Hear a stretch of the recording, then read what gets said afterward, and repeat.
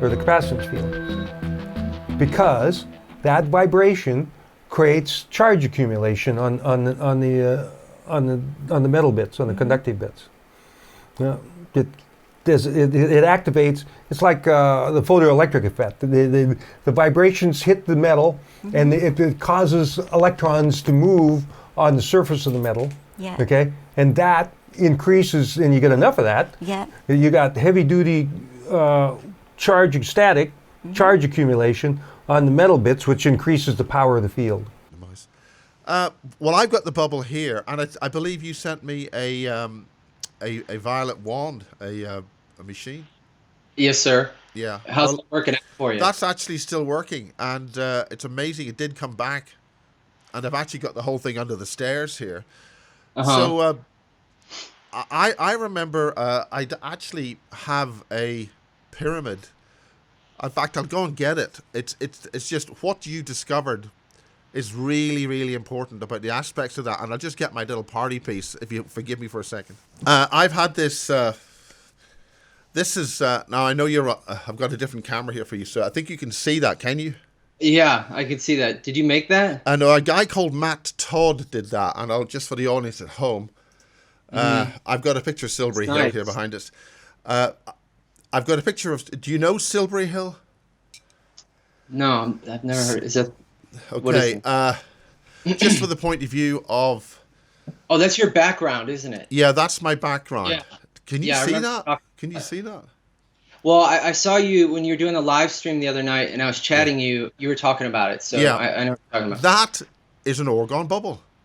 Mm-hmm. That is exactly like what we've got under the stairs and what you were talking about. That's a multi-layered hill with mica spread across it in various layers, and various forms of limestone and pyrite and God knows what else in that. And that's an energy field generator. I think we should hook up a violet ray outside, get that thing, bumping. That's about 300 feet tall or 200 feet. And we're going to need a big violet ray. Yeah, a very big one. But nearby, there's a thing called West Kennet Long Barrow, and that's an interdimensional portal, and things come through there. There's lots of stories and personal accounts of other beings coming through there. And I think that keeps that going. Now, this the shot I've got on this at the moment is actually surrounded with water. So in the winter time, it's actually surrounded with water. So I just to get back to this, I'll mix this in. The whole point about Matthew Todd was he made a lot of these, and he's a guy who made a lot of these types of things for people in the RAF. For some reason, people in the RAF down near Glastonbury were a lot of his main customers. Now, what he had years ago was a Tesla coil just operating, and it was nearby this thing. Yeah. And he could see that there was something sort of filling the room. And then he could see two alien greys suddenly sort of materialize, and they were really pissed off. Yeah. They were screaming and turning, and they just had to go wherever they came from. But they weren't visible to the human eye at the time. But whatever that was doing, they did not like. So all these years later, you come up with this ability to use a Tesla coil or whatever. So tell us the whole story about this, because this is really important. Okay, so and also, just pardon me, I'm looking over, my screen is over here to the right, so if you see me looking over, I'm just checking some things, and I'm also going to be sharing my screen too at some point during our discussion. But yeah, I can update you as far as how this all came about, and just to give you a little background on me. I'm an electrical engineer by degree. Went to a university in Tennessee here.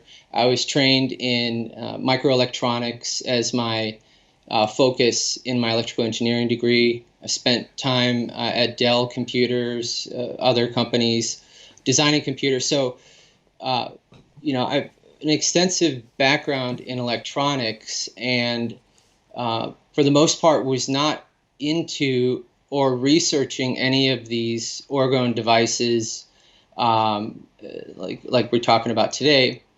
What actually happened was it was the summer of 2016, and I was on YouTube, and you know how YouTube has videos that show up, recommended videos in your feed, like on the right.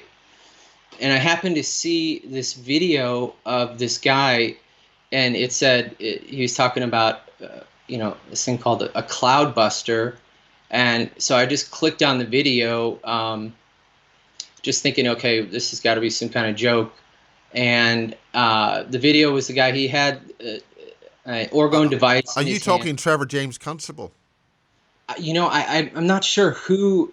It was just this gentleman, and literally the video shot was of his hand in the sky. So he didn't show a face picture or anything. I don't even remember, what channel it was. It just happened to show up in the right side of my, my feed, recommended videos. So I watched this, and it's a time lapse, like a hyperlapse, so it's sped up. And the guy has got this device in his hand, which had 2 copper pipes sticking out of it and was like a lump of fiberglass resin. And he was pointing it at this cloud and, moving it around, and the cloud was disappearing. And I was like, okay, this is extremely odd. What is going on here? So that essentially started, that video is what got me interested in even looking into this. I started doing some research. So I was like, at that time, I had my own business. I was doing high voltage electrical engineering consulting. So, I was like, all right, I'm going to try to make one of these things, and let's see what happens, because, I had the resources and time to do it. So I researched, what is in an Orgone device. We won't say that other word that's copyrighted or trademarked or whatever. So we'll just call them. I can't stand it anyway. I think it's Yeah. We won't say that word. It's naff anyway. Yeah. So I did some research on, okay, what goes into one of these devices. And there was actually on that site that it's called Etsy that sells, arts and crafts stuff. They had some pre-made kits to make Orgone necklaces. So it had all the gold leaf, silver leaf, brass, chips. What else? I had like a bunch of different crystals and some coils. And each kit had enough material to make, I think, 10 or 12 necklaces. And so each one of the pyramids that I made, I dumped the contents of all 10 kits into each pyramid. I had made pyramids for my first designs, and I can show a picture of what they look like if you want to see. But I had to make the mold for the pyramid, so I made a pyramid out of foam, and then essentially used wood putty to make the sides solid, and then I created a negative mold with the fiberglass cloth. And then I poured the resin in with these Etsy Orgone kits, and let them cure, and then actually had to do some finishing on them, some sanding, and they look pretty nice. I mean, they were large. I'd say 8 inches on each side, probably 8 inches tall, weighed about 15 pounds, and that was in July of 2016. And what I noticed is that they weren't doing anything. I would say, I was. Now, what do you mean you notice? Okay, so how do you notice that they're not doing anything? My observations, my observations, based on what works or what doesn't work, at the initial point when I was doing the build was just looking up into the sky, right? Because I'm just trying to duplicate what this gentleman had done in this video that I had seen on YouTube. So the goal was to try to make clouds dissipate, okay? And so when I say it didn't work as I wanted it to, or I felt like I saw in the video, I'm looking up, I'm observing the clouds in the sky, what's going overhead, and I'm not really seeing any significant change in either cloud cover or cloud density, if you will. So that's the criteria I was using for, is this working or not? And so they stayed outside on my patio table from July until December, because I lost interest, essentially. I was like, okay, that was a waste of time. And It was December 26th of 2016. I was by myself. My kids were with their mother up in Indiana, so I was like, and by the way, I'd actually almost thrown these devices away because I was like, I felt like I had wasted money and time doing this. But I was like, you know what, I won't throw them away. But I was close, like they were almost in the garbage. So I left them outside. And December 26th of 2016, I go outside. It's about 9 o'clock at night, and I lived up on this hill in Nashville, sort of near downtown. It was really foggy out. It was probably, I don't know, 35 degrees, but extremely dense fog. So I walked outside, and I took one of these, the electric charcoal starter. It's like an electric heating element that you use to start your charcoal instead of using lighter fluid. And I was like, I'm just gonna stick this thing underneath these pyramids and let's watch what happens. I don't know, effectively the idea came from one thing I did notice is that when it was really sunny and the pyramids got warm in the direct sunlight, okay, maybe I started to see a little effect in the sky. So I was thinking, okay, I'm just going to heat these things up with this heating element, and let's see what happens. But nothing's going to happen. So I set the pyramids up on some bricks, take the heating element, stick it underneath. The heating element was probably 2 or 3 inches beneath this, pyramid, which is all fiberglass resin. And I was like, all right, I'll come back and check on this in 45 minutes. So I come back outside 45 minutes later, and I was like shocked at what I saw. Essentially, I had indicated it was really foggy that night. There was this, it looked like a perfect sphere had grown, the sphere of no fog had grown, around my house up on this hill. And I was like dumbfounded. I was like, okay, this is really crazy because, obviously it was really thick fog that night, and this area had cleared out around my house, and I could see the line of fog, and where it was clear and where it was foggy. So that I was shocked. So that essentially started the experimentation for me. I saw that, okay, adding heat had done something significant. And in that particular instance, I was using a heating element, but that's essentially what all started it. December 26th of 2016. Did it matter the size, the density of the materials, or was there any correlation on that? Density of the materials that I was using to make the bubble? Well, if we talk about resin versus concrete, I mean, is that effectively the topic you want to get on, or the ingredients? Well, no, a lot of these sort of Orgone devices just look like pretty jewelry or paperweights, but you're talking Right. about really high density material in there. Oh yeah, there was a significant, because I had poured all of the contents of those Orgone necklace kits in there. So, and I'll show you a picture. I'll share my screen here if you'd like to see what the pyramids look like. But one thing that I did do when I made these pyramids is I programmed the crystals. Okay, so I had seen some instructions on the internet. You set your intentions in the crystal, and I'm doing this as an electrical engineer, wondering what in the heck, what am I doing? Like, this is, But I went along with it anyway because I was like, all right, follow the instructions, and I actually had my kids help me make the first pyramids too. So they were participating, but That might have had an effect. yeah, Their creative, growing energy and enthusiasm. yeah, I think it did, absolutely. And they listen to their dad talk about all this interesting stuff, so they've got pretty open minds. So they participated, they played along. That was great. But as far as the ingredients go, the density, and we'll look at the one that I made, but I would say that is something that needs to be explored further, because some people on the Bubble Group page, they have devices that, really just have diatomaceous earth in them, and they still seem to be effective.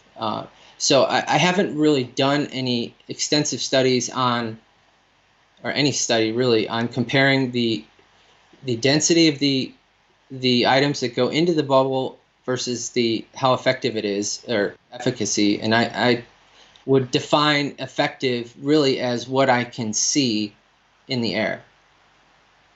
I mean, one of the things I was wondering if you could see that sort of field energy. Can you sort of see Yeah, we're gonna talk about that during this call because that's one of the discoveries I wanted to share with you and your audience. Is I can see it now, and I'll teach you guys how to see it.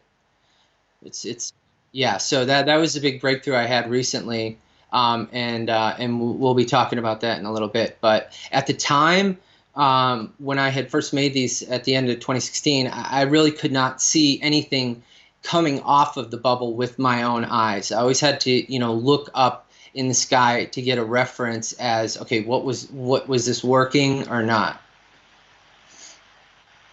Okay, this is really important. So, what was your next stage? What was happening? Okay. So the next stage essentially was, so now we're in 2017. I had taken, let me see, I at that point, I had my own business, and I had this device which was called a high voltage amplifier, okay? And it would take a 0 to 10 volt analog input signal and output 0 to 15,000 volts on the output with a bandwidth frequency response of about 32 kilohertz, okay? So you could play a song into this high voltage amplifier. It was made by a company called T-E-K. And you could, it's similar to an amplifier used for radio stations, but it's current limited to maybe 20 milliamps. And I noticed that, so I started connecting the output of this high voltage amplifier to the Orgone devices, and I would just play songs. And I'd play different songs, or I'd play different sequences of frequencies. And I noticed that if I walked up to the device with a set of headphones in, with nothing plugged into the headphones, I could hear the music on the headphones if I had my, if I was touching the input plug. So this is some kind of modulation? No, it was just literally broadcasting the signal that I was pumping into the pyramid, but I could pick it up just because the headphones were acting as like an antenna. Okay. And so, but I could hear the music as long as I held the plug, the input plug, even though the headphones weren't plugged into anything. So I knew it was broadcasting, some sort of energy or signal that I could pick up with my headphones. And I looked up in the sky, and I would look up in the sky, and I would see, the clouds dissipating, but I would also see. This is very, very serious. To be able to use that technology to transmit. I mean, that's another way of transmitting. Yeah, exactly. Now the high voltage amplifier was an expensive piece of equipment, unfortunately, and I ran it until it died, and I bought it used, but even used it was $5,000. So at the time I had the resources to get that, but there's a lot of work that can be done with experimenting with different types of high voltage equipment and the bubble. Now, what do you call a high voltage amplifier? I mean, is that a DC? It's an AC. It's literally, it's like instead of like a music amplifier, that you would plug in your iPod to, and then it would output an amplified signal to your speakers. That signal would be in the millivolt range. This thing outputs proportionally to the input, 0 to 10 volt input, AC, it could be an AC waveform, DC waveform. It outputs a 0 to 15,000 volt output that's directly related to the input signal. So, if you had an oscilloscope tied to the input and you were just playing a 50 hertz sine wave at 10 volt peak to peak, what you would see on the output is a 50 hertz sine wave, but 15,000 volt peak to peak. Right. Okay, so that would be using AM transmitters. Amplitude. Correct. Yeah. Okay. Right. Yeah. So that's what I was saying. It's similar to what's used for radio transmission. However, this was a more this device was tuned for, they do like vapor deposition for semiconductor devices with it. It's like it's got some niche kind of applications, but why I was using it was really just to see. I had the equipment anyway because I started working in high voltage later in my career, and my business at the time was in high voltage electrical engineering consulting. So I had this piece of equipment. So I was like, let's hook this up and see what happens. And then, I noticed clouds dissipation, but I also noticed like almost erratic cloud movement when I played certain signals on the output of the high voltage amplifier into the device.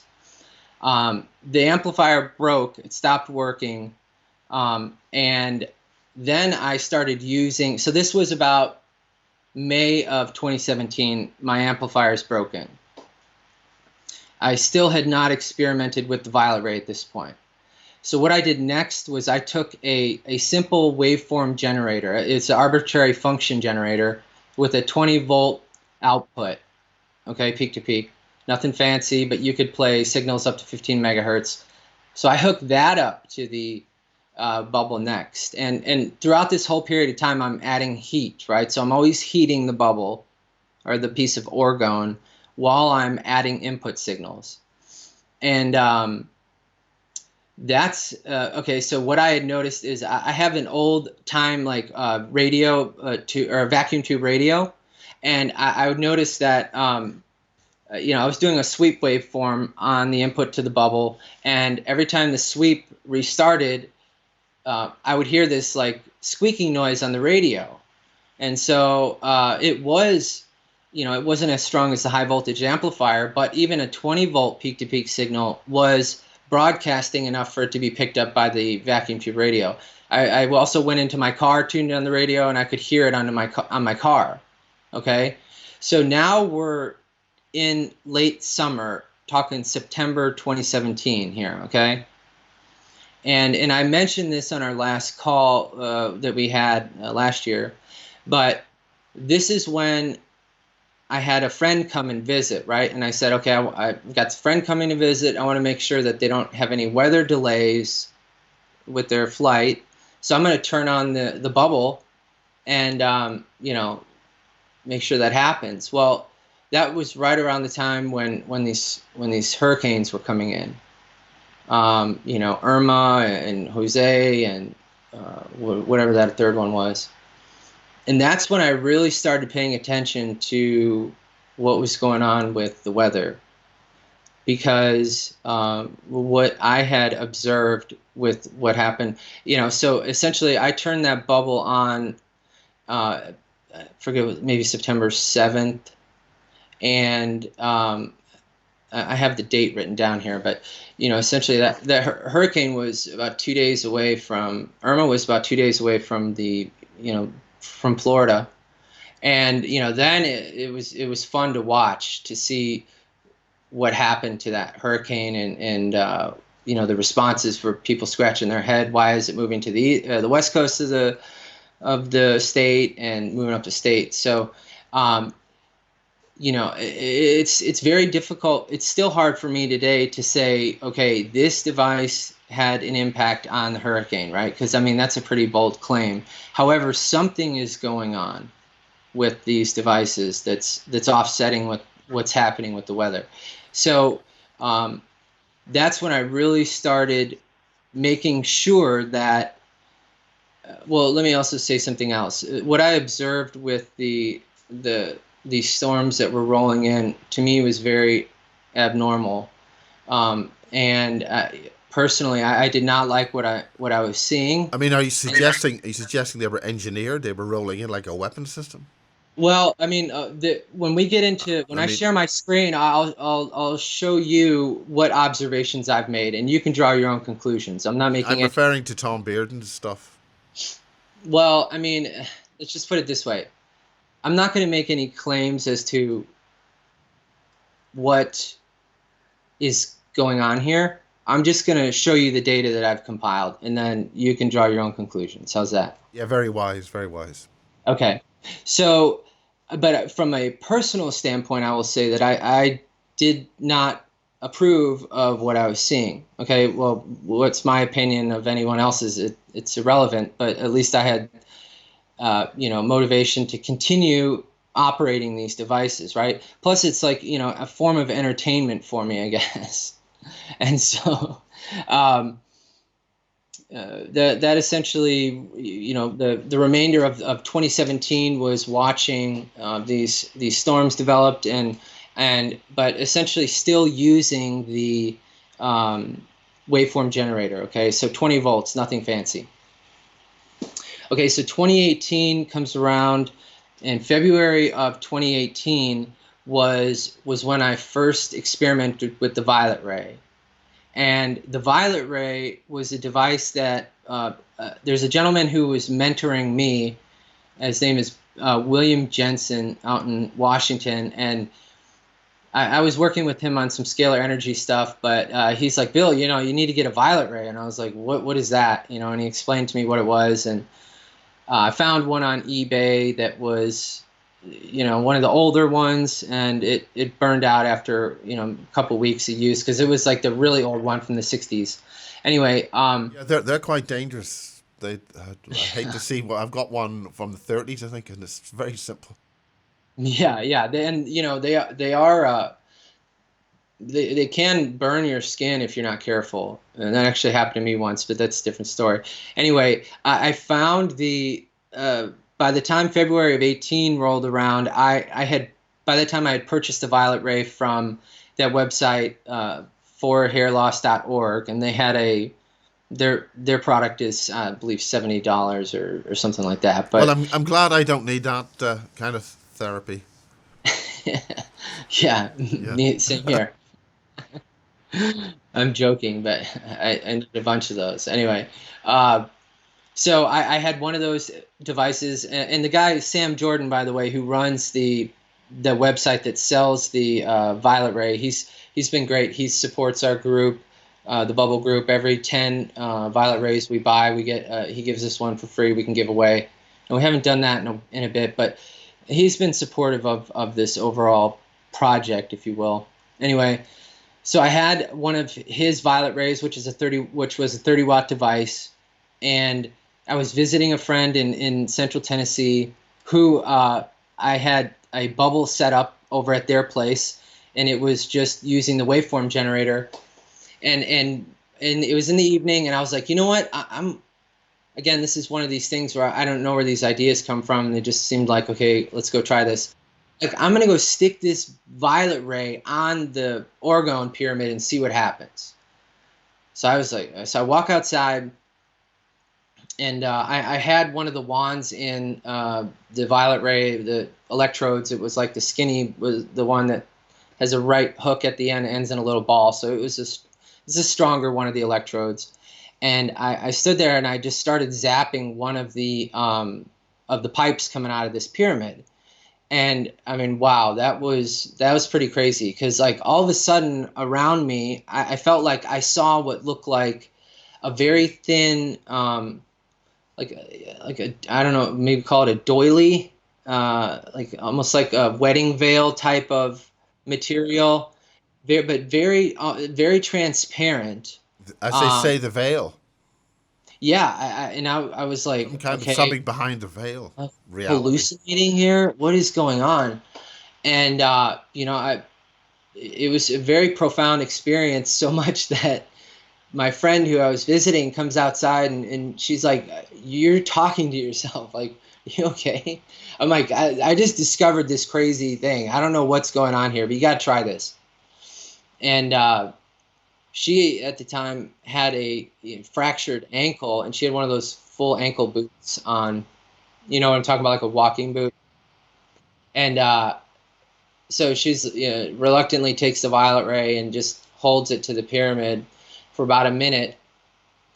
And she was like, "Whoa, something crazy happened." And I was like, "What?" She's like, "I could stand here on my foot and I couldn't feel any pain. Usually, because of this person's ankle, they were in a fairly constant pain because of the fracture was really bad, and it was still healing. Plus, person had their weight on it. So I thought that was interesting as well. You know, this person had felt a short, brief period of absence of, normally was, I would say, maybe on the level of 3 to 4 pain out of 10. So that's what started the whole violet ray thing, was just I'm going to go try this, see what happens. Had a profound experience, had someone essentially verify that something was going on. So that's at that point I decided to contact Mike Emery and share it with him, and he was really good about promoting it, and still works with the device as well. Yeah, we made a few here we had a sort of one of those sort of things that they put on TV where people sort of add all the bits, and we had somebody mixing the stuff onto the table, Right. and we sort of, Right. this is what you do at home, one of those sort of things. Yeah, and I've seen the videos that you guys have done. Those have been great. And so the rest of 2018 was strictly working with the violet ray and heat, and I had done a couple of these like events, these 5D events they call it, like or like conscious life expos, if you will. Yeah, where I you think go- I think I was it's 5D out of Los Angeles. Is that right? yeah. This guy, David Berman, he actually just Sahid called or it. whatever his name is. Yeah, Saeed, yeah. yeah. And that was interesting for many reasons. But I went, and because people are there like selling stuff, right? And I went, and I wasn't selling anything. I was giving away the technology. I had 2 of my devices set up there, and I had one of those banners behind me. You can that says and at the time it said Orgone Bubble Technology, OBT. And I was, people would come up, they're like, "What are you selling?" I'm like, "I'm not selling anything." They're like, "What do you mean?" I'm like, "I'm giving this away. Here's the information to make it. You can verify it." But I had the devices running on my table at my booth the whole time. And so it was interesting to watch the reactions of the people that were attending this event, and also the people that were, selling their wares and whatnot. I I had mean, some really... are you suggesting there were some charlatans there? No. I'm just, the people there, I would say, might be more in tune to the energy. So I got a lot of positive reactions. People could feel what was going on. There's been one gentleman or 2 people that I've met that can actually see what's going on, or what the energy that's coming off of it.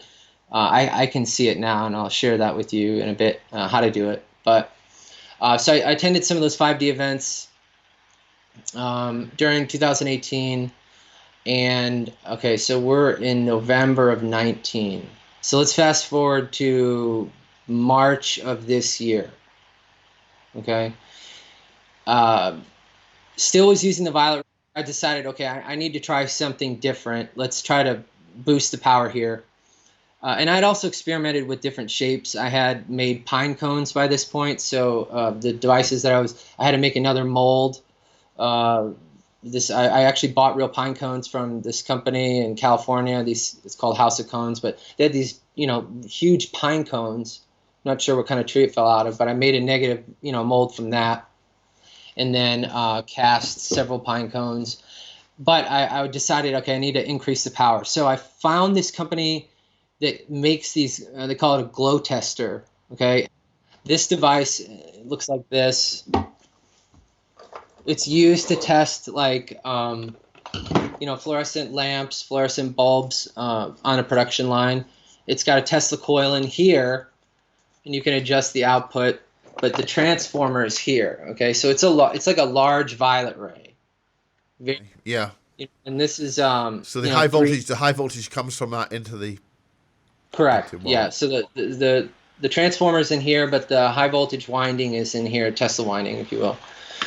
And I had bought this device on eBay used, and for a relatively low price. I think it was $60, and it worked great. Like I say great meaning it was the output of the bubble was stronger, I felt, than with the violet ray. And again, I'm basing my observations on walking outside and looking up. Because I will also say that I had noticed by March of this year that whatever was going on above me in the sky, they seemed to be more proficient at it, such that the violet ray wasn't really being as effective as it was in the past. Are you suggesting that there's something was reacting to it up there? Well, whatever is being dispersed in the atmosphere. You're talking about chemtrails. Whatever you want to call them. Yeah, whatever. Okay. Chemtrails, yeah. They seem to change the formula or whatever, and it's kind of like a game of cat and mouse. I look at, right. They do their thing, we do our thing, but. Well, I mean, do you know that the Orgone that does come up on radar, they can know you're doing it? Apache helicopters will find you. Do you know them? I didn't know that. But there are a lot of helicopters that fly over my house, but they don't really hang out for a long time. But I didn't know that they could see that on radar. But I mean, that's not going to stop me. I'll just keep doing my thing. But anyway, so I noticed that this device was better at dissipating the trash that was over my head, in the sky. So I experimented with that device, and like any other, the violet ray is not designed to operate continuously. Even the manual, it says you run it 15 minutes and it gets warm, and so I think I've been through about 10 violet rays, but even that device needed to be repaired, and the guy that owns the company that makes those, he's a really good guy, Rick Sullivan, out of Jersey, and he supports the group too. But anyway, he's got several different sizes of this device, yeah. And then the next one, I think you might find if you put an air gap between the coils, they'd cool down and they wouldn't burn out. Oh, on the violet ray, or on the violet ray, yeah. Yeah, and I actually, what I do now with the violet rays is I actually pull it out of the plastic handle, and which you're left with a circuit board, and then the Tesla winding, Tesla coil, and I mount that in a larger enclosure. I mean, literally, I just take one of those Voss water bottles and mount everything in there. So it's in this big bottle, but the cooling is much better because the Tesla coil is what warms up, and it's potted in epoxy, and so you can actually see when the violet ray fails, you can see there's burn marks in the Tesla coil. But anyway, so I stepped up to the next device that Rick, this glow tester company, makes, and this one is called the G5. I'm going to grab it right here. Hold on. And this is what this one looks like. So this is larger, and it essentially has that handle mounted here, the transformer, but down low, and then this wand, this is where the sparks come out, and it'll produce a spark that maybe jumped 3 or 4 inches off of this. It's almost like a Flash Gordon ray gun. Yeah, I know. Kind of looks like that, but the output of that device is high frequency, so it's outputting like a megahertz rate of pulses, electrical pulses, and I noticed, this thing is probably 200 watts, 200 watt violet ray. The first device that I showed you was about 100 watts, and so I was stepping it up, and I noticed more clearer skies, if you will, with the larger device. But I was like, I still wasn't satisfied, so I had to keep finding.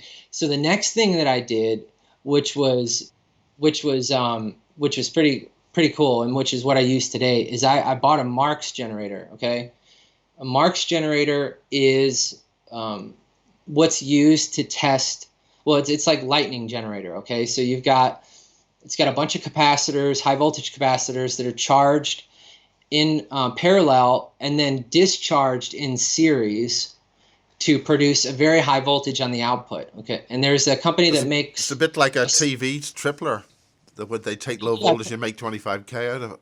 Right. But they Yeah. do No. they do that with diodes.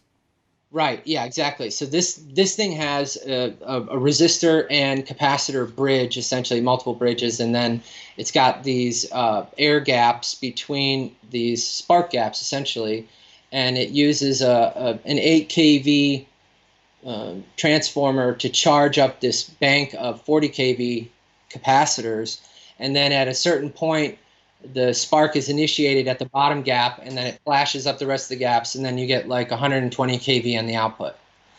And this company made a student version of this device, and I'll show you. And that thing is great. I mean, and that's what I use exclusively today. It's also probably a bit dangerous. Yeah, maybe, but Not like a Van de Graaff generator, is it?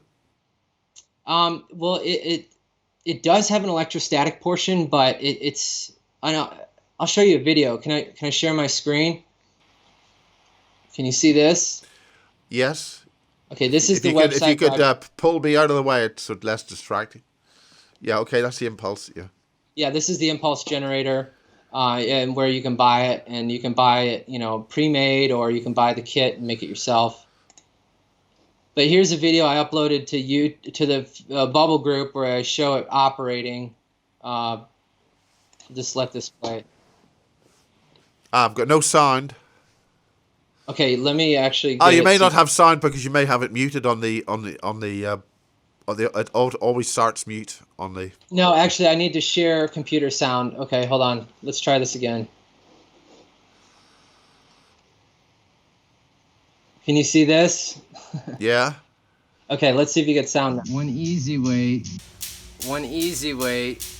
to quickly boost the output power of your bubble is to do something like this.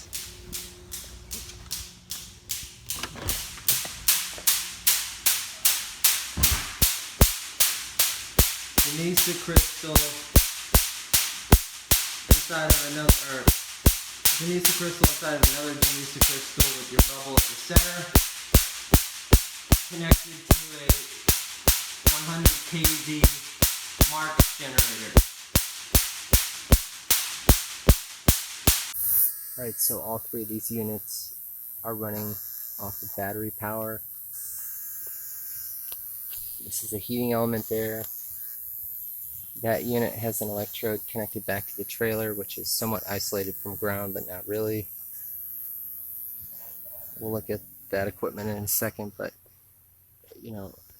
what can you see? You can see these wisps coming off of the stuff in the sky.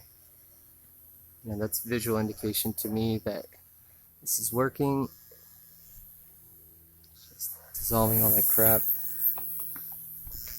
There's the inverter, 750 watt. It's connected to the pine cone. There's a 3000 watt unit in there. And the earth connection from the 3000 watt unit is actually connected to this function generator. So I'm fluctuating the earth reference and sending frequencies into the violet ray. And I'm running a AM modulation at 33 hertz, modulation frequency 3 hertz with a depth of roughly 20%.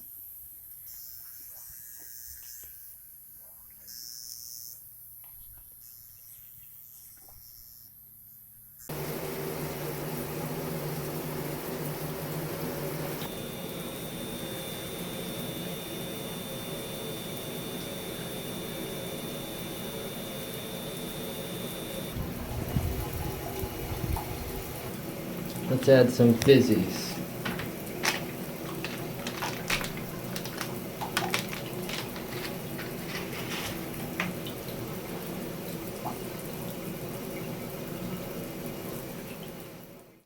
Okay, so you get the idea. That device, and it has an adjustable. That's wonderful. That's fantastic. It's Now, what are great. the glowing balls of light? What are they for? Are they? Those are the heat lamps. Those are the Okay. heat lamps. Yeah, and And then you've got the. It's not acorn. It's the. Oh yeah, there's the pine cone. cone, You can yeah. see that here. Yeah, those are the pine cones. This one is made out of fiberglass resin, and this one's made out of Portland cement resin, or Portland cement essentially.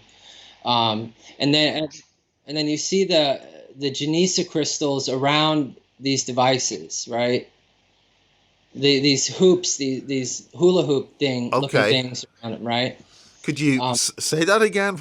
What are they exactly? Or what are they made well, of? okay, it's called a Genesa crystal. A Genesa crystal, Genesa. And even though it's not a crystal like you would think of a crystal like an amethyst or something, apparently this shape is called a Genesa crystal. And what it is it's four circles that are connected together at the same equidistant points around uh, each other, essentially to make this shape. And this shape is like an antenna or an amplifier, if you will. And there's a gentleman that I met. Well, Mike introduced him to me. His name is Bubba Dumbass, and he has. This was his idea. He with me, and these devices are pretty cool. Actually, I would suggest. And I can send you some instructions on how to make them. They're fairly simple. I got the hula hoops at a dollar store to make the initial ones, but then I made these larger ones. You can see in the black, this is black plastic garden hose or garden tubing for irrigation, if you will. And I actually have another one of these that I sit in and meditate, and it's crazy. I'll explain that a little bit too as well. But yeah, these are essentially antenna slash signal amplifiers that are just made out of plastic. These devices. Hollow? Yeah, hollow. Okay, so that's where I'm at today. I'm using Mark's generator with with my bubble. I'm adding heat, but by doing the Mark's generator, the power level that I observe coming out of the bubble is amazing. And I've been doing that essentially since, let me see, the first one I got was in June of this year. And, right before hurricane season, because I like paying attention to these storms as they come in. And I've been very pleased with the results. Let's just put it that way. At least as it relates to what's going on. That's amazing. It really is. Yeah. I mean, what physical size is that? I mean, it must be a good 4 or 5 feet in diameter. Oh, the Genesa, yeah, the Genesa crystal. That's correct.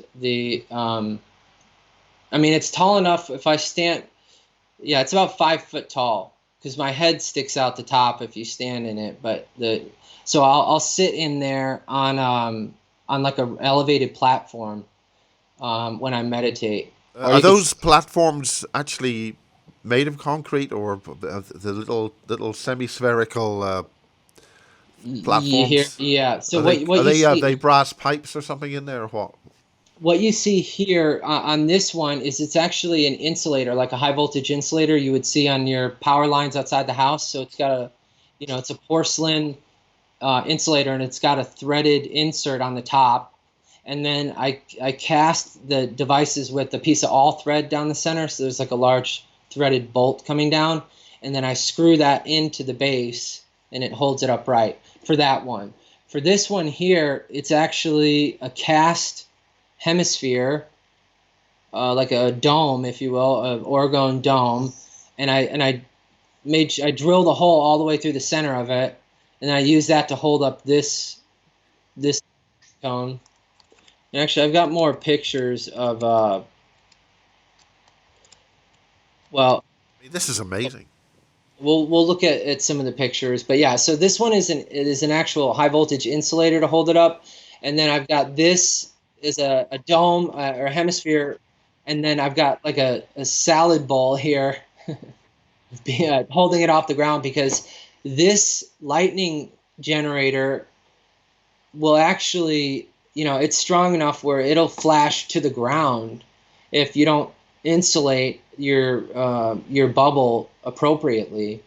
And I actually run this off of a car battery because essentially I've got these bubbles.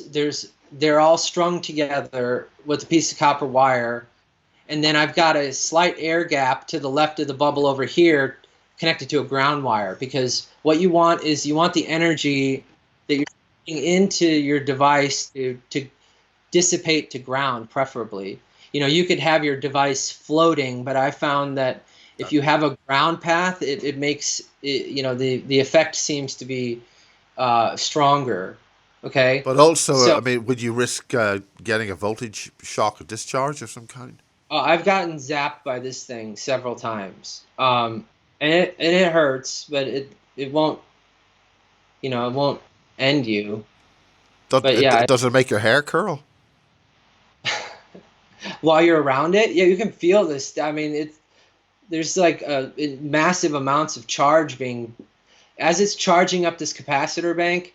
Right before it discharges, like the wires start moving essentially, because the wire, there's an air gap between this first bubble and the output of the Marx generator. And as the Marx generator is charging up, this wire is like starts moving up because there's a really significant amount of charge being built up, and then it dumps it all in about 50 microseconds.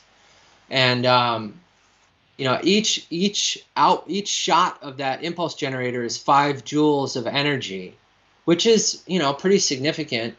But you're doing that at a rep rate of 2 a second, or 2 hertz maybe. That was faster than 2 hertz, but you're essentially zapping this thing like 43,000 times a day. So it's a lot of the cumulative joule output is significant from that device, and it's very effective. So much that it takes on the order of 10 to 15 minutes to see something happening above you outside. I mean, it's very rapid. Does it have an effect below ground? Are there any issues below ground? Do plants grow better or whatever? Well, what I've observed around my house is I do see changes in the vegetation. I see, like, for instance, the leaves are just falling off of the trees around my house now. And this one tree that was next to my house was partially dead. It seems to be doing well now. So the other people in the group, like Bubba, for instance, he's seen significant changes in the vegetation around his place, where his wife or his lady friend calls their place Jurassic Park, because they live out in California, near the Mojave, and their house is I think they've got there's a park there with concrete dinosaurs and stuff, isn't there? I'm not sure.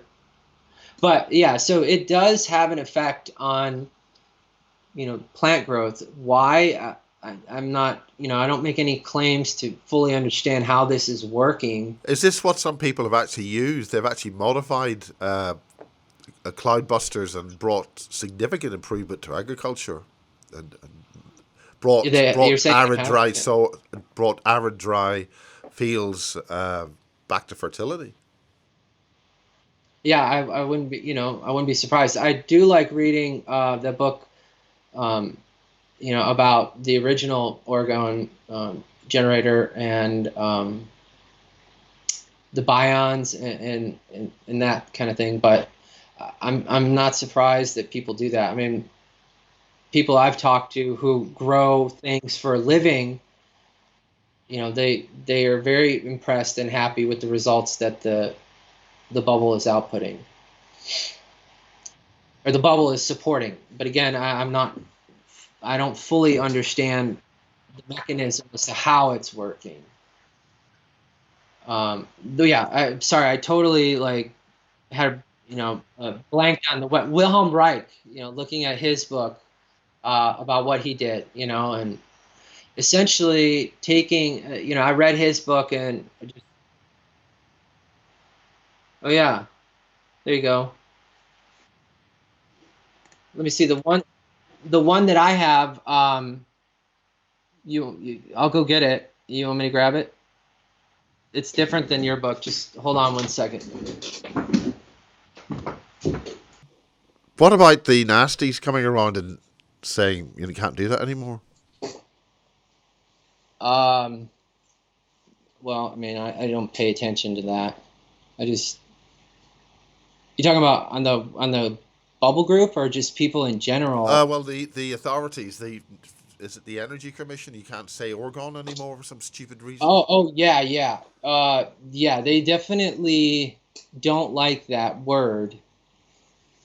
I actually I set up a website called obt1.com. And this is after I did one of these events in LA, right? Because I was going to try to sell bubbles. And the name that I mistakenly put on the website was Orgone Bubble Technology. That lasted all about 7 days. Then I could never get to the website without a VPN. I mean, I was just totally shut down. So, yeah, it's something you got to deal with. Just Do you know policy. why they don't like this? I mean, what are they so scared of? I mean, the Montauk Project book talked about Orgone Buster's door and all that sort of stuff using radio songs in the Yeah, 50s or yeah. whatever it is. But I mean, what do you think, or do you know? What do you know is the reason why they don't want First, this? I don't know why. All I know is that they definitely do not like it. Now, I could hazard a guess as to why they don't like it, and we'll talk about that in a minute. But the specific reasons as to why they are so adverse to or talking about it is to me they're I don't know. Anytime that you're trying to prevent someone from doing something, I feel like they're hiding something. Very much so. Very much so. And so that's actually part of the reason why I was interested in this. Okay, as an electrical engineer, what I was trained on in school, none of this makes sense. This is not something that should work according to how I was trained. That Well, I mean, aren't Maxwell's equations screwed around with? Aren't a lot of the science? Isn't a lot of the science been messed with hundreds of years ago? Even right. Newtonian physics, he didn't discover gravity, but he was talking about the great electrical force. He was an Hmm. alchemist. I mean, you know. Yeah, so as an engineer, wondering why they are so averse to that word is even was driving me harder to figure out what was going on. But I don't know the specific reason as to why they're so anti. But yeah, avoiding the use of that word helps, especially. So I don't. I mean, why did they put Reich in jail? I mean, why did they Right, kill him? I mean, why did they do all that? They did this, something similar with Victor Schauberger, right, and obviously right. Tesla. Tesla's patents hidden and all that for expressed for years. Yep. I guess when I don't know, suppression of technology, they don't want the information out. Well, let's not focus on that. Let's focus on Right. getting it out and Right. listen. Okay. And that was the whole reason why I open source this. Get the information out. People can decide whether or not they want to experiment with it. But something like this, the bubble, if you will, is not for one person or not for a company or a corporation. It's for everybody, and it should be. This was, and it's not just me. Yeah, I brought it to the world here with the disclosure, but I feel like this type of technology was a collective type of invention, and so people have a part in the bubble whether they realize it or not. That's my opinion or how I view things. Well, that's what this is all about, getting that information out there. So, what are the main differences between what we built as a bubble a year ago and those pipes and tubes and all the rest of it? What does all that mean? What are the new things?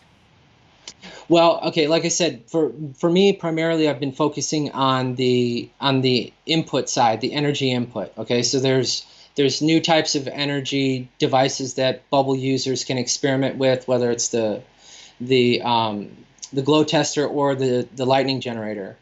The only thing that I've done, I experimented with shapes, and one thing I've actually been working on now is that there's a gentleman that uploaded a video who talked about, he made a bubble and he used he made an electromagnet, and essentially he had some crystals in the center of his bubble. It was a dry bubble. Okay, so he had mix of powders. He didn't use any resin. Even though he had cement powder in there, he didn't set the powder, okay, with water. It was all dry. And then he had a large electromagnet that was 30, he's at least 24 inches long, the electromagnet core, wound it with wire, put the crystals on top of the electromagnet, had another magnet on top, and then he was cycling, or he was pulsing the electromagnet to squeeze the crystals between the upper magnet and the lower electromagnet. Okay, so he was stressed the crystals. Correct. So they then started to produce energy. Right, and he described a very profound effect that he had with his initial experience with the bubble, and so I've been trying to duplicate that. I haven't finished making this version of the bubble that has the electromagnet, but I've wound, because for me it's iterative. I had to learn, I had to start trying to wind an electromagnet, which I had never done before, even though I'm an electrical engineer, and then experiment with that, and then experiment how to pulse the energy. So that's a new. The winding is important. How you wind them, right. Yeah. Do you want to see my electromagnet? Yes, I want to see all your toys, please. Yeah, hold on. Okay, so here's the electromagnet I wound. Now the core, I took coat hangers, because you need a certain type of steel for your core, whether it's a transformer or an electromagnet. It has to have high permeability. It's got to be like a soft metal. So I just took coat hangers and cut them to length to make the core. But the other thing about that is it's got a sort of an oxidized layer on it, so you have less eddy currents. Is that right? Right, correct. Yeah, so these were painted, and that's correct. Usually on core steel for transformers, it's like a laminated core steel, because they want to reduce the eddy current losses. And then I wound it with 14 gauge wire. You could, because I'm actually pulsing this with 24 volts, a 24 volt 30 or 300 watt power supply, and in order to get 10 amps through this, I have a 300 watt resistor. So just V equals IR. I wanted 10 amps through this, so I selected a resistor value. It was like 2 ohms, and I have a 300 watt power supply, 24 volt, and then a high temperature resistor. And so the resistor to ground is what's generating the current in the winding. Okay, they have electromagnets that are designed that I bought. I have another version of electromagnet that I purchased that has a much lower impedance, and it still has about 600 pounds of hold strength, but I wanted to experiment with higher currents through the electromagnet. So I'm forcing a current through it with a high temperature resistor. And but I haven't finished that design yet. It's a 300 watt ceramic resistor, or? Yeah, do you want to see it? Yeah, I want to see it. Yeah, let's see everything. Okay, so this is what the resistor looks like. Oh, it's a good beefy one, yeah. Yeah, it's got a ceramic core, and it's got this is the wire. The wire that's wound around it has a certain resistance, so they have a certain number of turns, and then it's got some kind of baked on coating here. But this thing will get extremely warm, so I actually use this to warm up the bubble.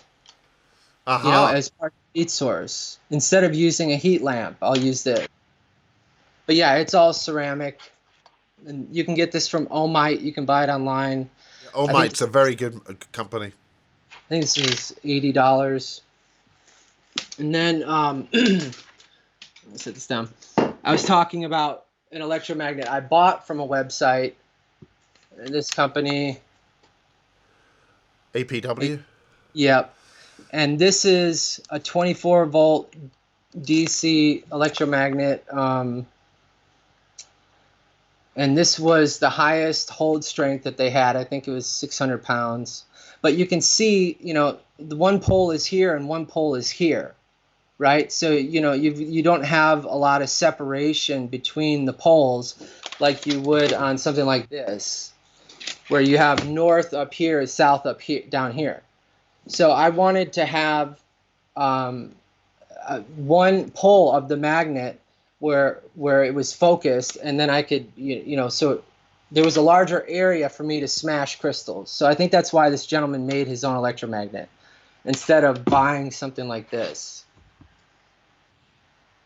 Well, that's really just designed to sort of hold things, isn't it? Designed to lift things up, bolt on. Right. Yeah. Like, sheet metal, plate, steel, that kind of thing. And with, something like this would be attached to like an overhead, trolley, or, like a hand manipulated rig where they could pick up sheets of steel, kind of thing. So what you're talking about is relatively straightforward to make at home.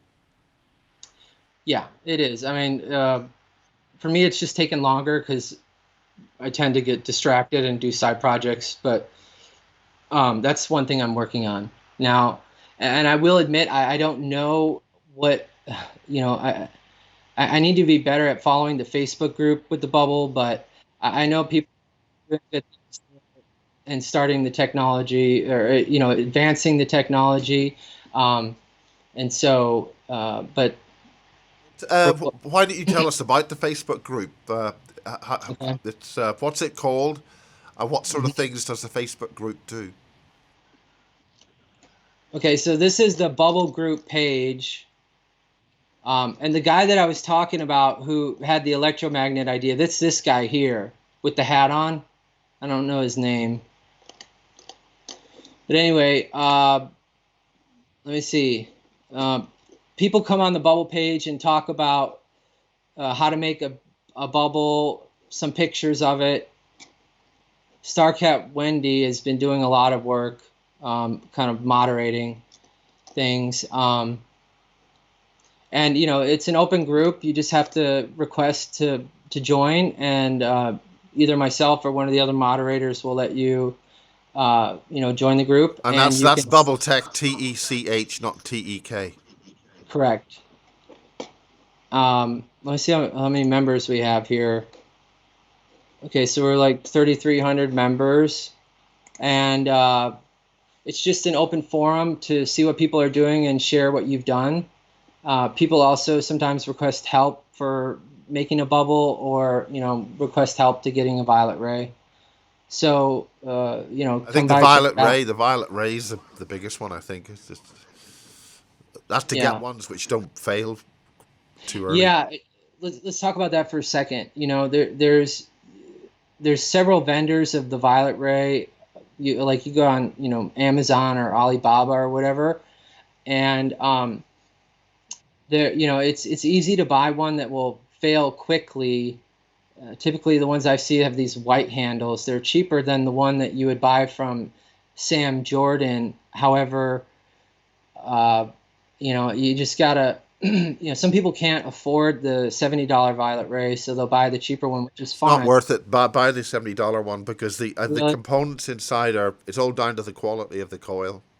Mm-hmm. Yeah, I figure that's what burns out on those cheap ones. I think it's thyristors. I think I bought some replacement thyristors. It wasn't the thyristors. Oh, that failed was the coil? It's always the coil. Yeah. And if the coil fails badly, and the thing is that if you wind it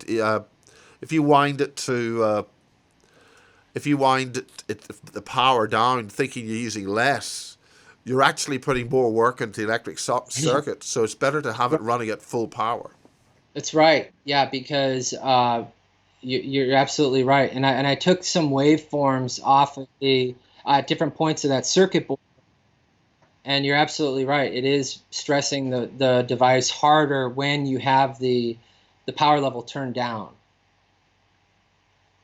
Basically, because the power has to go in somewhere, and it goes into the circuit and not into the coil. Right. And it's opposite of what you would think, but you're absolutely right. So, that's pretty much, without, spending too much time on the Bubble Tech group. This is the Facebook group. Facebook is what it is, but this is a good forum for seeing what people are doing and sharing what, questions or ideas Yeah, or I mean, it does what it experience. does, and you know that's fine. Yeah. So, So this has been a thrill. I mean, so where do we go from here? These are yeah. some component people. Well, this is the company that makes the glow testers I was talking about, that I had shown on the screen, or that I held up in front of the camera. This device, I don't know if you could still see me. Well, I think we can see myself, but Okay, hold on. I'm seeing. I'm looking at the web page. Okay, we got you now. This device here. That's this company. Hold on. It's not working.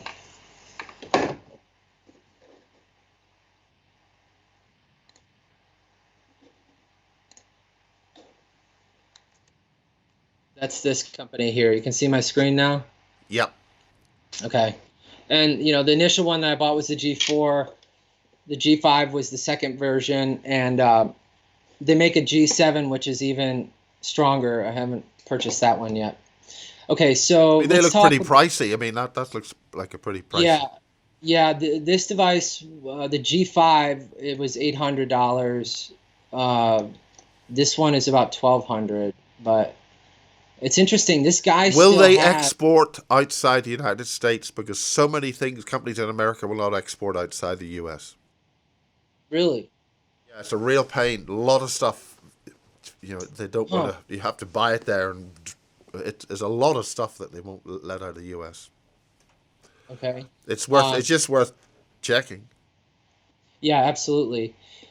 Okay, so let's talk about just a couple other things here, and let me stop. Let me. Okay, so there's this website called Mimic. Okay, I indicated to you that I spent a lot of time looking at like satellite imagery. Okay, on the internet, like the GOES satellites or whatever. There was this one called Mimic, and that Mimic, MIMIC, stands for Morphed Integrated Microwave Imagery at CIMSS or whatever. And what this map was it was an aggregation of a lot of individual satellite data into one map of the globe, and you could look at different sections of the globe or focus in on different areas, or you could have the entire globe view, right? Now, interesting that the last time that this was upgraded, do you see the date? 2019, February It's a 18th. wee bit too small to see on this screen. Oh, sorry. The last update they did to this imagery was on February 18th of this year. Then they stopped posting data, and they make you go to this Mimic TPW2 site now, which, all the data looks like it's some kind of filters running through it. But anyway, I went back during 2018, and I just decided, okay, I want to look at what this imagery looked like when we had these major storms come through.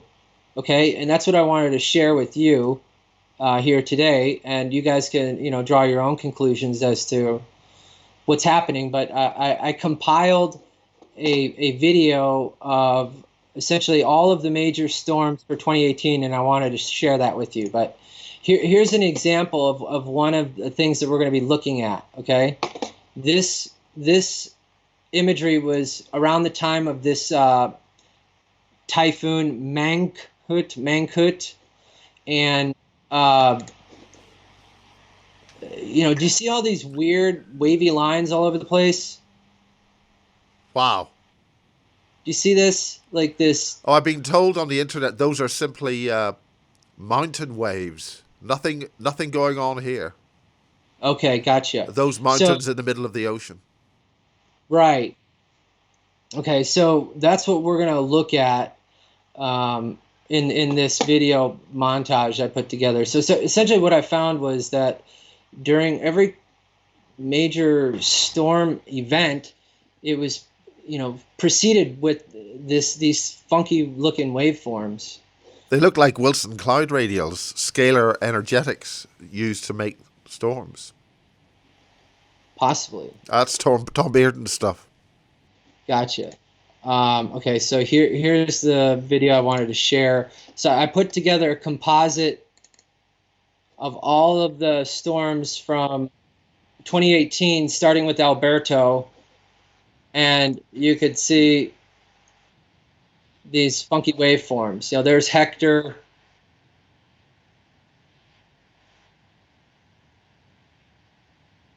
This is this one, Solik. Can you see? I'll just show that up on.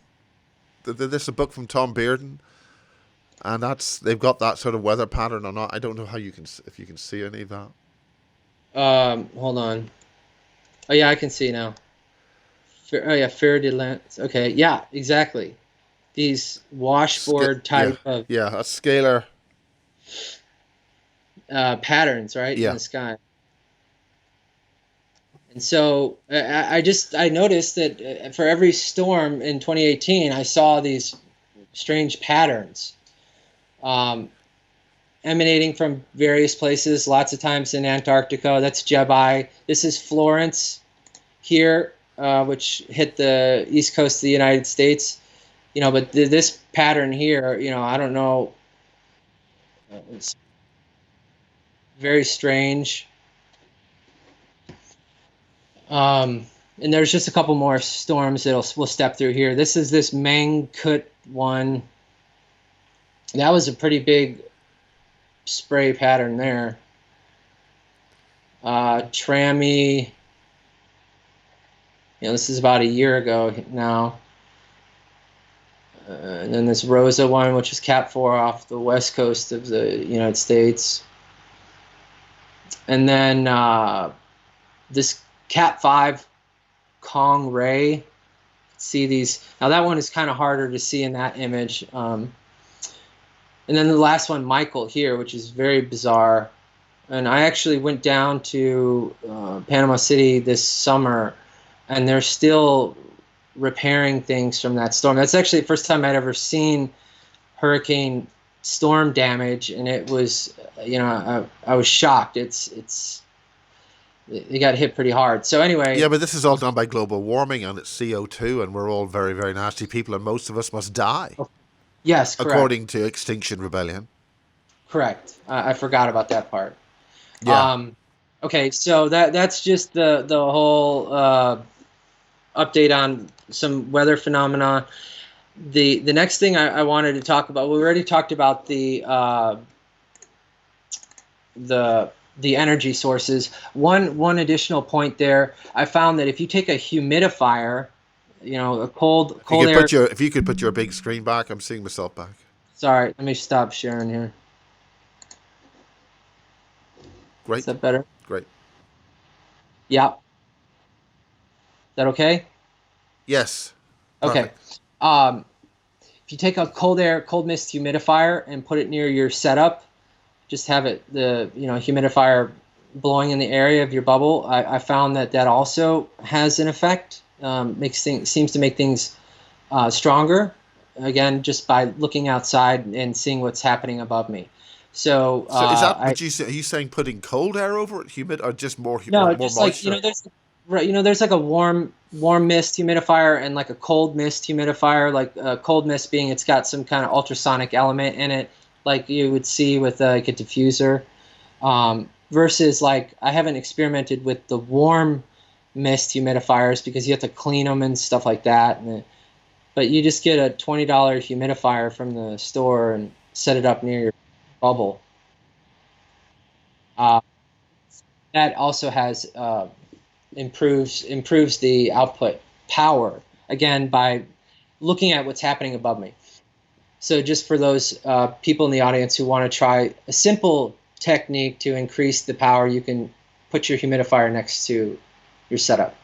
So thereby increasing the conductivity a non-conductivity of the air because you've got lots of water molecules Correct. or mist. I, Yeah. I yeah, I would think that that has definitely something to do with it. Okay. Now I mentioned earlier how can you see the bubble energy, right? And Yeah. here's what I've done to be able to see it now. Okay. Okay. If you have you ever heard of Schlieren type of imagery? Schlieren, Oh gosh, Curlian, Curlian photography. not Curlian, Schlieren, where they use, for instance, like if they want to see the sonic waves coming off of a bullet speeding by, or they want to see, Oh right, okay. They it's polarize. They put a right, monopole filter in front of or something or right. other. Yeah. Yeah, you need a special mirror, concave mirror that has a really long focal length. And these typically tend to be expensive mirrors, like a Schlieren imaging system from Edmunds was like $1,400. So I was like, I'm not going to pay that much. So I saw some YouTube videos where a guy just purchased a long focal length telescope mirror, okay, and it was $60 on Amazon, and I set up a Schlieren imaging setup in between, for my bubble, and essentially I had the mirror on the one end of my living room where you saw that zapper going and those big Genies crystals, and then on the other side, there's a technique that you have to do to find the focal point, and then you have to focus this. You have to have a single point light source. So I just use like an LED, a single LED lit up, and then you have your camera set up facing the mirror, and you have to put a razor blade essentially and focus that return beam of light on the razor blade, and it reflects, or it essentially takes that image that almost like like if it's a hot road, you see those wavy lines coming off of the road, it would be able to capture that type of image in addition to what it's seeing visually. Okay, and when I did that, when I set up this Schlieren imaging system, I could then see what was coming off of the bubble. Okay, and it looks like a pulsing energy, and I'll bring up a video here. Have But you it was thought of using two Polaroid images, two Polaroid filters, one at 90 degrees to the other? no, That can be used to see the field coming off people's fingers, but you mustn't have any other scattered light around. I see. No, I hadn't tried that. And one thing I actually want to do is try to illuminate the setup instead of with a single point light source. Use a laser, and I was going to polarize the laser light and see what happens there. So coherent polarized light. right.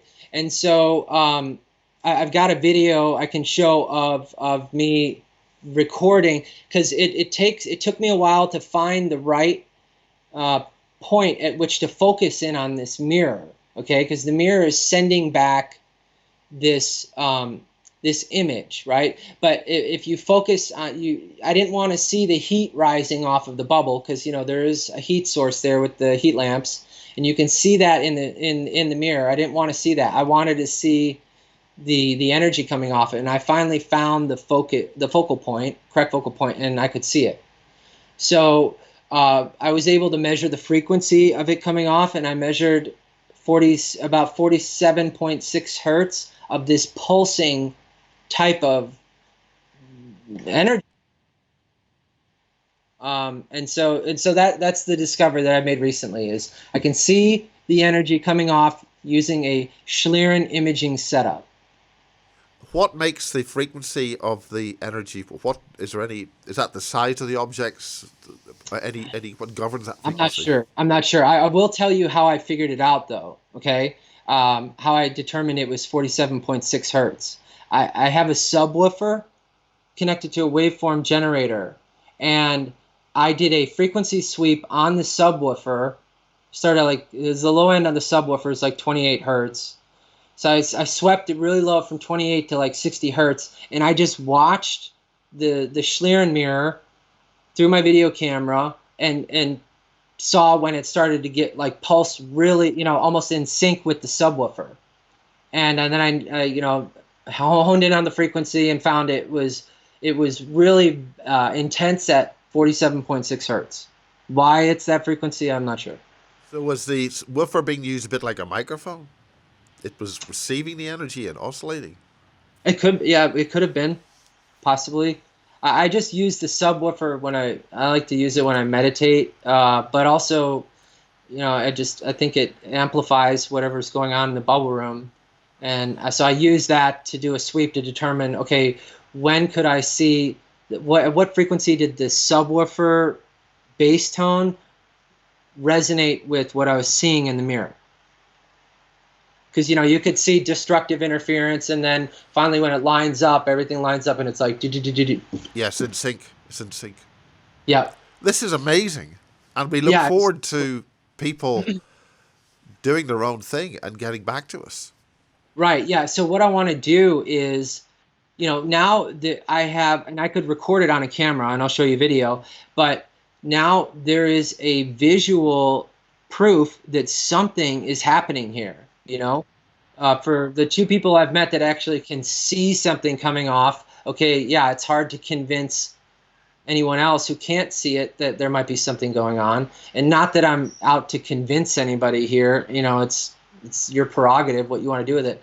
But if you wanted to iterate and change the geometry or change the composition of your bubble, now you have a technique that you can use to actually see if that affects what's coming off of it. Big, very important. Yes. Yeah, it's important. We all thought that the pyramids were really a good thing, but then it turns out they're sort of polarized because the Egyptian pyramids must be something, so therefore people made Orgone pyramids. Yeah, I mean, and I followed the same thing. I was like, well, I'll just make a pyramid because it seemed to be an important shape, but as far as the most effective, I'm not sure. But now I can experiment with different shapes and see what kind of result you'd see in the mirror. That's you're basically now developing Orgone measuring technologies. Correct. That means we get a lot more feedback on how things are improving, and right. Therefore, that's a huge step forward. All of this is a huge step forward. This is absolutely fantastic. Yeah. Now, if they have radar that can detect Orgone fields or whatever, great. But they're not sharing that with us, so we have to just. Well, my information is that they can do that. They can also see you telepath if you've got certain people with sensitivities, they can spot them. Yeah. It's all down to field strength, I suppose. So yeah, now there's a technique where you can look at the energy coming off of your device if you are so inclined. And that's really it. I guess the last thing I want to close with is this Genesis crystal and meditating in the Genesis crystal.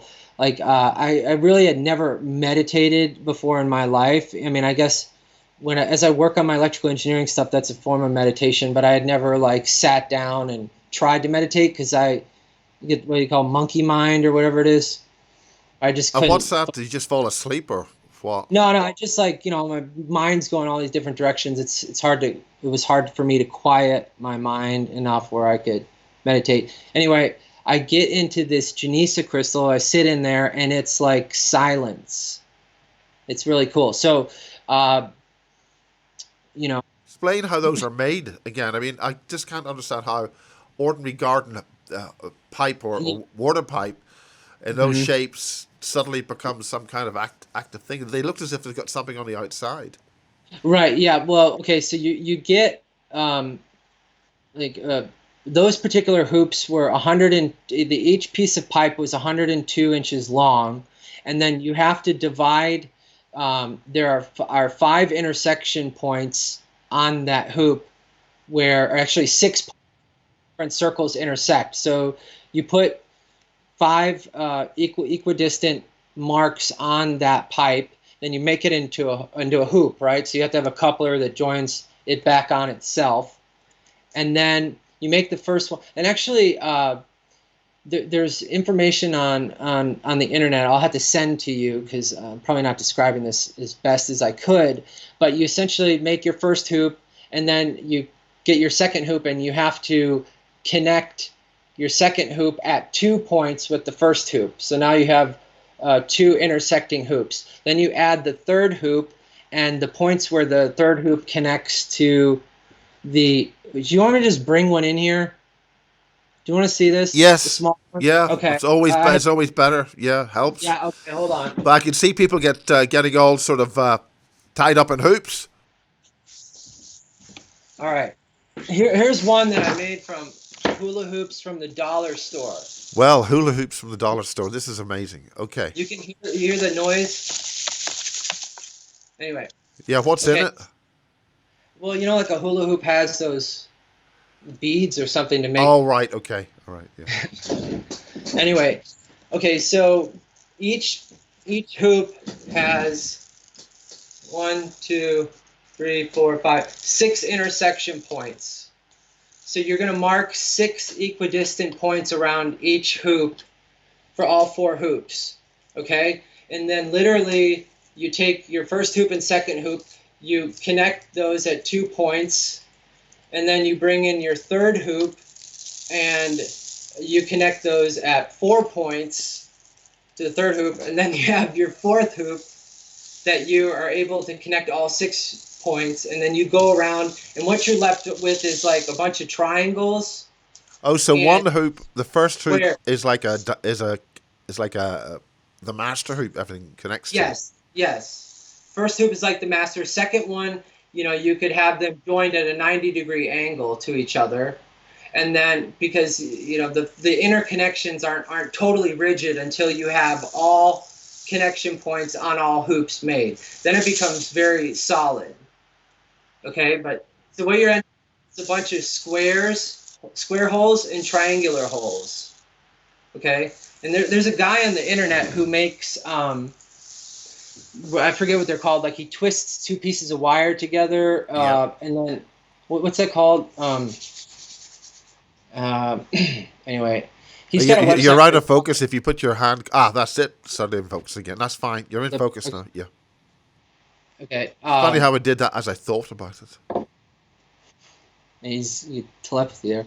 So why don't I do this? Why don't I send you some basic instructions on how to make it and the dimensions that I used? And I prefer to use, when I made those units out there, I made them to a certain length so that they would correlate to a specific frequency. Okay. And why did you? What frequency? What specific frequency? I was targeting 33 hertz for water. Apparently, there's a connection between water and the frequency of 33 hertz. So interesting. That yeah. Okay. Yeah, and so I'll send you my calculations on how I converted it because we're not talking about sound frequency lengths here because those would be extremely long. There is a conversion, and it is one of the harmonics of 33 hertz. It's not 33 hertz exactly because, those wavelengths are very long. So are harmonics of sound and water. Mm-hmm. Yeah. And so I've had a lot of success using this Genesis crystal, sit in and meditate, and, just wanted to share that with you and your audience. And what does that do for you, the meditation as such? Well, I guess it's a way for me to connect to source and the things that I think are important. That's very advanced for an electrical engineer with your sort of logical thinking and all that. Does that assist you in your engineering? Right, yeah. Sorry, that's me. Actually, that's me waving my hands. I've got a frozen picture here. Okay. Don't wave your hands. It's me waving my hands. I shouldn't do that. It does when I'm like trying to do some problem solving. Maybe I've hit an impasse. I will put it out there when I meditate for help, and usually I get the solution back within 24 hours. So among other things that I've asked help for, but it's just a way to connect. For me, at least, to the things around me that are important. And again, it's just, I wanted to share it because I had not been successful in the past with meditating. But once I got seated in this device, it was literally, it was profound for me. So. Well, I wanna we're share that. And we're it's getting a- a very jerky exciting- signal now. This is tremendous. Bill, it's really good to see you. It's really good to see It's good to all see you this such exciting work. I mean, this is just really, really superb work that you're doing, and you're you. achieving new things and making steps only in a year, and a year Yeah. before that. This is remarkable. Thank you. Yeah, I'm definitely enjoy doing this and sharing what I discover with everybody, who's willing to listen. Well, with that, thank you very much, Bill. for Thank now. you, Mox. Yeah.